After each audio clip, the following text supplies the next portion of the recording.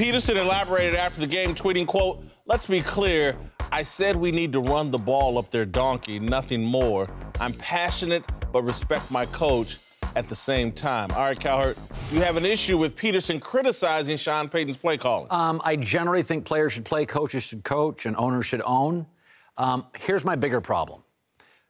Athletes have always struggled with knowing when it's over.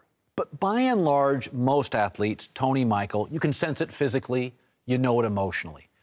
Two players in my life in the NFL have never been able to sort of get it. T.O. still thinks he can play today, he can't. And Adrian Peterson still thinks he's great, and he's not. And I think he's going through a difficult time because he looks good in the mirror, he looks good in the lobby. This is T.O. But he can't run, and he doesn't have the burst, and he's not the same guy. And now in the NFL, everybody wants their backs to catch, especially the Saints, and he doesn't. So my bigger problem isn't that little exchange. It's football, man. It's intense. Guys bark. Brady barks. People bark. He just doesn't understand what he currently is. I disagree with you. I'm not sure if he's done. I think Minnesota, horrible offensive line last year. I wanted to see Adrian Peterson. If he had anything left, it would be in that stadium, that motivated. Y'all gave up on me, and I don't think Sean Payton gave him a chance. I'm not at all surprised that Adrian Peterson was disappointed. When you sign the guy, again, just like you know the book on him, yeah, he's a little delusional, like most great players are. And so, you know, he wants the ball in that game, in that situation, and I felt like he should have been given a bigger opportunity. Yeah, I do feel like he should have got more than 6 carries, but if you look at the beginning of the game, it just didn't translate. The Minnesota Vikings from sideline to sideline was flying to the ball. Yes. And none of the running backs had success. Alvin Kamara, Mark Ingram, they all had touches, but it got to a point where they had to put the ball in the air, and you know, Adrian Peterson just wasn't the guy to get the ball to. So he has a right to be upset because of the competitive nature that he possesses, but he has to understand that he's getting a little older and he has to preserve himself too. By the way, Whitlock, he chose this team, right? Like, you know, I mean, at the end of your career, you guys tell your agent, no, yes.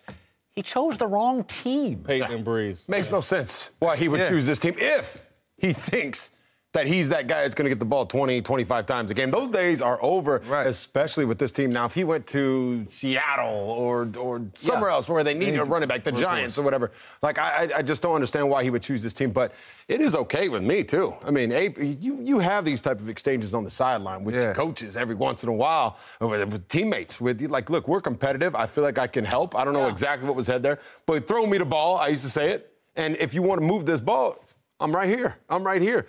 But going forward, I don't think this is going to be a big issue, but the issue will come, and it's going to come up again if he has his expectations set at that 15, 20, 25 times a game. That is not going to happen, AP. I'm sorry. It's not going to happen. I just think he wants 12 carries a game. And again, I think he wanted an opportunity. The 2 times they ran him early in the first quarter, there were 7 men in the box, and I was a little surprised. I was like, open up the offense, let Drew Brees get him out of that, and then run Adrian Peterson. So I thought it was about when they ran him. Let me throw this out at you. This is an organization that has struggled the last 3 years. He clearly doesn't fit. Is it possible this was a selling tickets PR move, and frankly, Sean Payton won down with it?